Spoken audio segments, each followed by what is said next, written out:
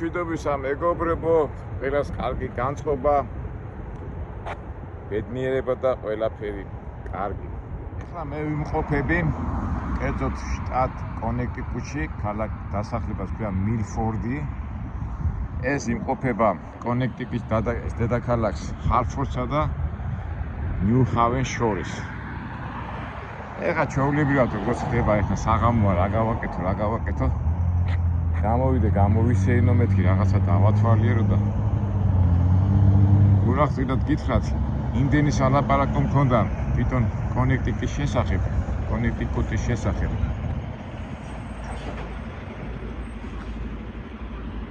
და ვერაფერი ვერ ვნახე ისეთი და ინფორმაცია არ მოგვი. რა ქვია შენ? აი ხა დავშეინებ და სადავრი კაცი ხარ? ბათუმელი შენ? რა პატარაა საქართველოს და ამხელა საქართველოს ამერიკაში. აქ რა გინდა? ისე ტრაქზე.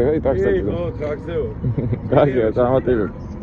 მეგობრებო, საინტერესოს ეძებ და უთხრათ ქართველი კაცი შეგვდება, ხო?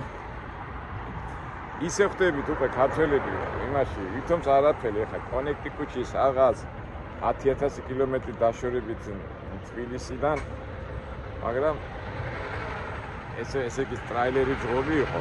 იქ ტრაქტორზე რო ვიყავ, იქ გავეცანი რაღაც ლაპარაკობდი. მაშინ მე ვლაპარაკობდი ტელეფონზე და გაქანებოდი, მოვედი ხელი ჩამოვართვი და გაბრალდეთ ქართველები ასე მითხრა. მაგრამ სერიოზული თემა მქონდა, ვარ შედი საქმე და დავშორდით. და ეხლა აქ წამოვედით. აქ უკვე თვითონ ლაპარაკობდა ტელეფონზე და აი ესე შევხვდით. ვიცი თქმა მინდა რომ უფლიო უკვე პატარავდება და ამერიკაში თბილისში თუ არა, საქართველოში თუ არა, სადმე შორს თუ მიდიხარ და ხვდები შენ თანამემამულეს, ჩვეულებრივი ამბავია. რა უყოთ ეხლა ის სერიოზულად ელაპარაკებდა თავის ეთყობა მეუღლეს თუ ის ახლობელ ადამიანს. მე გავაგზავნე გზას და ჩვენებურ სტილში გადავედით. იქით რა ხდება?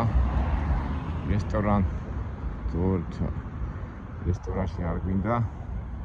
სხვათაშორის არ გეგონოთ მეგობრებო, რომ იმ ზვიადის არ დაველაპარაკე, მაგრამ მაგასაც საქმე ქონდა და უკვე ვარ დავიწყებდი წამოსადმე დავიდეთ ვილაპარაკოთო.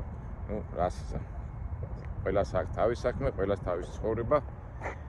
ჩვენ არავის როგორ ვთქვათ დავკოლებებს არ უშვებით. ყველას აქვს თავის ცხოვრება. უბრალოდ ისე და ისე მეურდები საქართველოს უკვე დედამიწა ისეთი პატარა, რომ უკვე აღარც გვიკვრის ერთმანეთის შეხვედრა სადღაც შორს. თუმცა ონლაინმა და თანამედროვე ცხოვრება ეს ჩვეულებრივი ამბავი გახადა.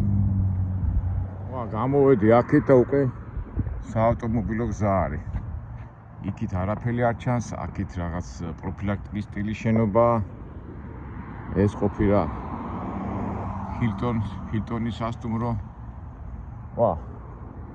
როგორ ხა საინტერესო უნდა გავხადო ჩვენი ვიდეო. არა უშავს. მას ბოლოს დავილით ახლა დაძინების წინ, ასე თქვათ. დაძინება ჯერ ადრეა, მაგრამ ფეხით რო გაივლით, ესეც კარგია. ფიქრობ რა გავაკეთო ესეთი რომ საინტერესო იყოს. თან სიბნელია ფაქტობრივად ეს შენობები თითქოს სტანდარტული ამერიკაში რაც ყველგან არის ისეთი სტილის შენობებია და უბრალოდ ინფორმაცია მინდა მომეწოდებინა, მაგრამ თან სიარულის დროს დაგვეთვალიერებინა, მაგრამ რაღაც არასწორად მოვედი აქეთკენ.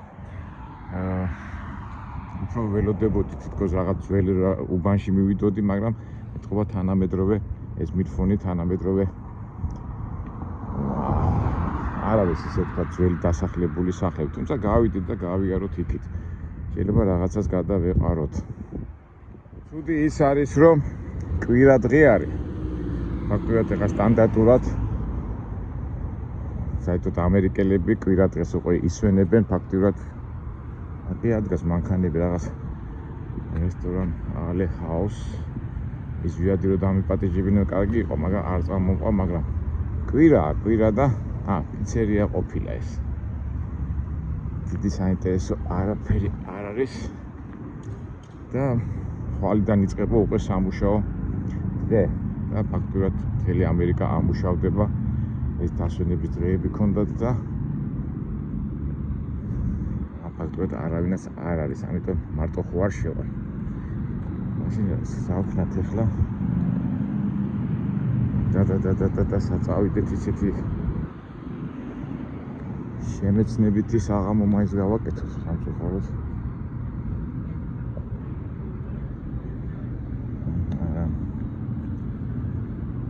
რაღაც ისეთი დინამიკა არ არის გარშემო. დაუბრუნდეთ უკან, წავიდეთ სხვაგან. რაც უდ ადგილას ვარ მოსული, დასახლებები არ არის ძველი დასახლებები, ეს სულთა იქ სავაჭრო ცენტრია ლავსი, ეს სასტუმრო, აქ იმ ბენზინგასამართი საზღვრები და იქით შორს რაღაც სალუტებს ისვრიან, ვა. აქით რაღაც პიცერია და ცუდია, როცა არ იცი რა უნდა გააკეთო. ვიხედეთ იქით, გავიხედეთ აქით, გამოვიხედეთ აქით. ვერაფერ საინტერესოს ვერ ვნახულობ. მოდი მაშინ ასე წავიდე და ლაპარაკში მაინც, მით უმეტეს ახლა მივდივართ ნატურაში, რეალობაში, გაჩვენეთ ამ, ასე ვთქვათ, ჩვეულებრივ, ასე ვთქვათ, დასახლებულ ამერიკულ პუნქტს, რომელიც დიდ ინტერესს ასე თუ ისე ჩვენში არ იწვევს. კაი, მაშინ მაინც შემებურად ვიტყვი, ჩვენ ვიმყოფებით კონექტიკუტის შტატში. ერთ-ერთი ყველაზე ძველი შტატი, ერთ-ერთი პირველი შტატი, რომელიც იმ 13 შტატებს შორის შევიდა, რომლებაც კოლონიებმა, რომლებმაც გამოაცხადეს დამოუკიდებლობა. თვითონ კონექტიკუტი ნიშნავს ადგილობრივი ინდიელების სიტყვა, ესე იგი მდინარეს, რომელიც გადის ხევებს შორის.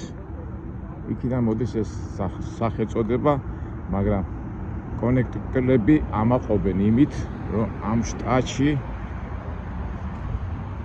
სოფლიოში პირველად ოფიციურად მიიღეს კონსტიტუცია. აი ეს რაღაც ვერ გავიგე. აი მაგ გურავთ რომ გითხრას რომ რას ნიშნავს ახლა პირველი კონსტიტუცია სოფლიოში. მოგეხსენებათ, კონექტიკუტი არის ახალი ინგლისის ერთ-ერთი ნაწილი. იძახიან აი როგორც წინა ვიდეოში ვთქვი, მეინი, ნიუ-ჰემპშირი, როდ აილენდი და ვერმონტი და მასაჩუსეტსი შედის ინგლისის ნაწილად ითვლება რა. და კონექტიკუტებს სამწუხაროდ წინთ ხოლმე რა, რატო? იმიტომ რომ ამბობენ რომ ინგლისის ნაწილი არა, მაგრამ ამაყობენ იმით რომ კონსტიტუცია მიიღეს და რაც წეღარ ვამბობდი ხო დავიჯერო ინგლისში კონსტიტუცია არ ქონდათ მიღებული, ეს ხდება რაღაც 1640 წლებში და აი მან ცოტა დავიბენი, იმიტომ რომ რას ნიშნავს პირველი კონსტიტუცია გულახდილად ვერ გეტყვით. თუმცა ცნობარებში და რა ქვია საინფორმაციო ბუკლეტებში მაგას აღნიშნავენ. საინტერესო შტატია, იმიტომ რომ ნიუ-იორკიდან გამავარ შტატად ითვლება რა, ესე იგი ვინც ყველა მიდის ჩრდილოეთის მხარეს, აუცილებლად უნდა გაიაროს კონექტიკუტის შტატი და ნიუ-იორკთან რაღაც საათნახევარია რა, 80 მაილია ნიუ-იორკამდე. საზღვარი რა და ეხლა მე შუაში ვიყობ ცოტა უფრო შორს და რატომაც ყველა აქ გადის და საინტერესო რა არის, იცით, აი ვინც კი ამერიკაში ჩამოდიოდა, მე ეხლა ვიცახი საბჭოთა პერიოდში, იყო დაკეტილი ქვეყანა იყო და ეს დიპლომატები, პოლიტიკოსები ვინ ჩამოდიოდნენ ამერიკაში, ფაქტობრივად ხო მაგარი აგენტებად ითვლებოდნენ და ყველა ცდილობდა ამ შტატში მოხვედრილიყო. ან ექსკურსიაზე, ან იმაზე, ან ამაზე და რატო? იმიტომ რომ კონექტიკუტში ეს არის ძალიან მჭიდრო დასახლებული შტატია და საწარმოები, სამხედრო საწარმოები, საიდუმლო საწარმოები, რომელიც ემსახურებოდა სამხედრო დანიშნულებას, ძირითადად აქ არის განთავსებული და ცივი ომის დროს ამ შტატს დიდი ინტერესი ჰქონდა და აი მე მოგონები, აი შორზენიცინიც ხო გახსოვთ, აი დიდი დისინტეტი, საბჭოთა დისინტეტი, რატომაც აქ ცხოვრობდა. მე მეგონა ეს გამოქცეული იყო ეს შორზენიცინი. მე გავირკვე, თურმე კაკებესთან შეკრული იყო და როგორც ტოლი და როგორც დისიდენტი გამოგზავნილი იყო ამერიკაში და ზუსტად აი ამ შტატში ცხოვრობდა. შორზენიცინი თითქოს ის იყო, ხო? მართალია რუსული შოვინისტი და რუსული მაგას ხო გახსოვთ ის რო აქვს დაწერილი. გულაკ ძალიან ისეთი აკრძალული წიგნი იყო, მე უკვე პერესტროიკა, ანუ გარდაქმნის დროს მე დაიბეჭდა. ფაქტიურად ყველანი ვკითხულობდით ამ წიგნს შორჟი ან გულაგის და ასახავდა საბჭოთა რეჟიმის იმ საშინელ პერიოდს, რასაც გადიოდნენ ის საბჭოთა მოქალაქეები ციმბირის ტაიგის და იმ ურალში საშინელ ციხეებში გატარებულ წლებს. სოლჟენიცინი და რა თქმა უნდა, ხა პატივისცემაში იყო ყველა ეროვნული მოძრაობის მამები, ყველა ვკითხულობდი და ასე ვთქვათ, იმ პერიოდს ასახავდა და გავიდა დრო, მე რო ჩამოვიდა ეს სოლჟენიცი უკვე რუსეთში, ცოტა უკვე აზრებს ამბობდა, უკვე შოვინისტური მიმართულებების ის იყო რა, აწვებოდა მაგას და უკვე ხალხი ისე უყურებდა, მე როგორ მახსოვს. და მე თურმე ხო იცით როგორ ყველა ინფორმაცია არქივები 50 წლის შემდეგ იხსნება და თურმე ეს სოლჟენიცინი თლათ არ ყოფილა დისიდენტი, გამოგზავნილი ყოფილა უშიშროების სამსახურის მიერ, რომ ამერიკაში ტოლი და როგორც დაჩაგრული საბჭოთა კავშირიდან განდევნეს, ასე ითვლებოდა, მაგრამ თურმე სინამდვილეში აი კონექტიკუტში დასახლდა, კი წერდა რაღაც წიგნებს, მაგრამ თურმე სხვა რაღაცებსაც აკეთებდა. აი რა არის ცხოვრება, ზოგჯერ სანამ ბოლომდე არ გაიგებ ყველა ინფორმაციას, ალბათ ადამიანი არ უნდა შეაფასო, აი სოლჟენიცინის ამბავზეა. თუ რატომ ამბობდი ახლა ამას, ამ კონექტიკუტის შტატში ვინაიდან სამხედრო საწარმოები იყო, მოდიოდნენ ეს მთელი ისინი ჟურნალისტები და დაინტერესებული პირები ცივი ომის, ასე ვთქვათ, დამქაშებს და დამწყებებს მიდიოდა ბრძოლა საბჭოთა კავშირს და ამერიკას შორის და ამ ცივი ომის ამბები ტრიალებდა რა, ინტერესები ტრიალებდა ამ შტატში.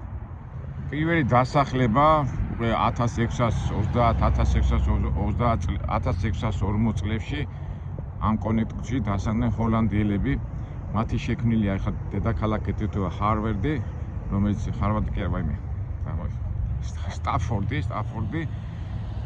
ჰოლანდიელების ხელში იყო და მე როგორც თავიდან ჰოლანდიელების ხელში იყო ნიუ-იორკი აქვე ახლოს არის და მე უკვე ინგლისმა წაართვეს ჰოლანდიელებს და ფაქტურად უკვე ამ შტატში და ამ ტერიტორიაზე ინგლისელები დასახლდნენ. გვარი ვერ ვიხსენებ მისი დამაარსებელი და იქიდან უკვე როგორც ინგლისს ახასიათებს დაიწყეს განვითარება, წავიდა მასაჩუსეტსი, ბოსტონი და მთელი ამერიკა. შორის კონექტიკუტში არის ცნობილი ეს იელის უნივერსიტეტი. შენებად საამაყო და ძლიერი უნივერსიტეტები აქვს. ეს არის ჰარვარდის, პრისტონის და იელის უნივერსიტეტი და კონექტიკუტელები იმით ამაყობენ, რომ ეს იელის უნივერსიტეტი გაიხსნა 1701 წელს. უნივერსიტეტი იმყოფება ნიუ-ჰავენში, აქედან არის რაღაც 50 მილში. არ ვიცი, ხვალ არ ამგონია ჩვენ მათ მოხვდეთ და იელის უნივერსიტეტი რატოა ცნობილი და რითი თავისთავად ეხლა სწავლა მიდიოდა და ეხლა ძალიან პრესტიჟულია და მაგის დამთავრება არის სასწაული 1000 ბევრი საგნები, მაგრამ უყურეთ რა სტილი შემოიღეს იელის უნივერსიტეტში. ახალი მეთოდი შემოიღეს სტუდენტები და პროფესორ-მასწავლებლები. ხო იყო იმის შენობა, რა ქვია, უნივერსიტეტის შენობა და გვერდზე იყო საერთო საცხოვრებელი, სადაც ერთად ცხოვრობდნენ მასწავლებლები და სტუდენტები, საშუალება ეძლეოდათ, ეხლა როგორ არის სახლიდან კი არ დადიოდნენ და სწავლის ათვისება და როგორ ვთქვათ, ეს პროცესი მიდიოდა უფრო ინტენსიურად. და ფაქტობრივად იელის უნივერსიტეტი იყო ასე ვთქვათ მოთავე ამ სტილის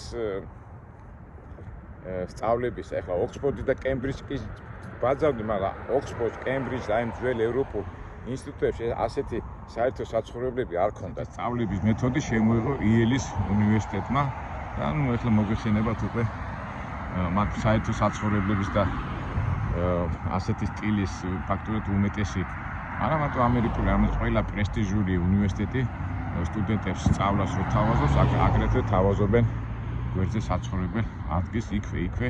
კოლუმბუსის უნივერსიტეტი იქნება ნიუ-იორკში, თავის ნებისმიერი კემბრიჯი და ოქსფორდი და საერთოდ ზოგადად ეს სტილი გავრცელდა მთელ მსოფლიოში.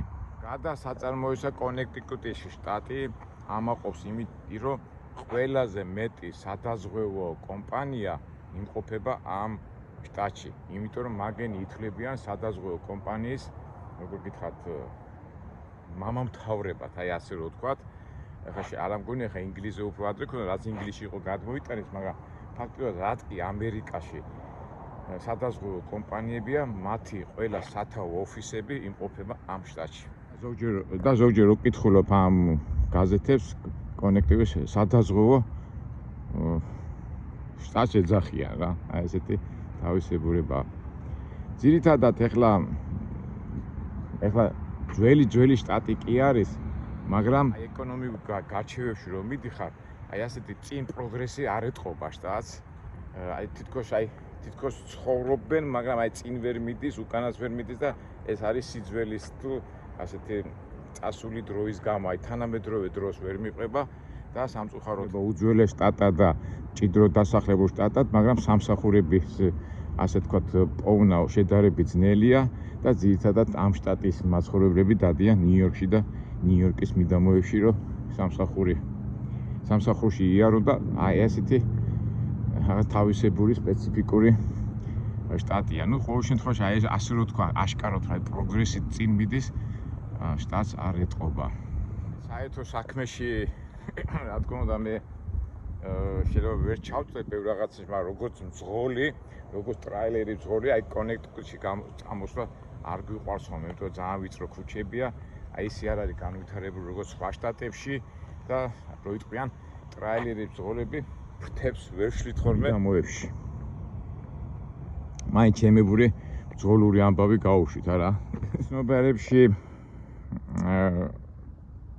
გადავალით ვარ და დიდი წყალქვეშა ყოლიათ აქ, რომელიც უკვე მომსახურებიდან გამოსულია და მანდ მიყავთ ხოლმე ეს ტურისტები და ყოფილა კიდევ შერლოკ ჰოლმსის მუზეუმი, რაშუაშია კონექტიკუტი და შერლოკ ჰოლმსი, მაგრამ ერთი ასეთი ისტორია აქვს ამ მუზეუმს, რომ სამწუხაროდ ჩვენ ვერ წავალთ, ისეთ ცუდ დროს ავთ მოსულები.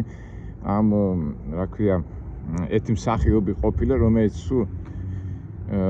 ამ შერლოკ ჰოლმსის როლებს თამაშობდა მთელი ცხოვრება და ძალიან დიდი მილიონერი იყო. ეს ხდება რაღაც მე-13 საუკუნის დასაწყისში და ისე უყვარდა ეს შერლოკ ჰოლმსი, დიდი შერლოკ ჰოლმის რა ქვია, ციხესიმაგრე ააშენა და იქ მიყავთ ხოლმე რა. აი ეს ინფორმაციაზე წავიკითხე მე და რავი ცოტა ეხლა რატო დავიწყე ასე ლაპარაკი, იმიტომ რომ რა უნდა მექნა ეხლა დავდივარ აქეთ ზემოთ-ქვემოთ არ ვიცი აწავიდე და მეც აი ესე ჩვენი ვიდეო ამით შევავსი ასეთი პატარა ინფორმაციები. თუ დღისით მოგვიწია გასვლა და მოხვდი რაღაცა საინტერესო ადგილას, აუცილებლად დავაფიქსირებთ. ეგ არის, ასეც ხდება ხოლმე, ვინა და მე თქვენ გიზიარებთ ძღოლის სიტუაციებს, აი ესეთი საღამო გამოგვივიდა.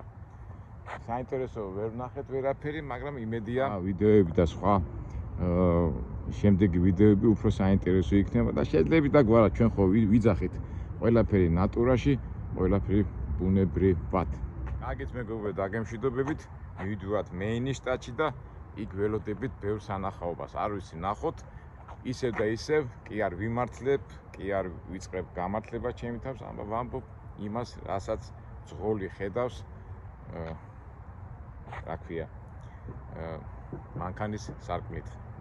კარგით, შევხვდებით მომავალ ვიდეოებში. იმედია საინტერესო ვიდეოებში.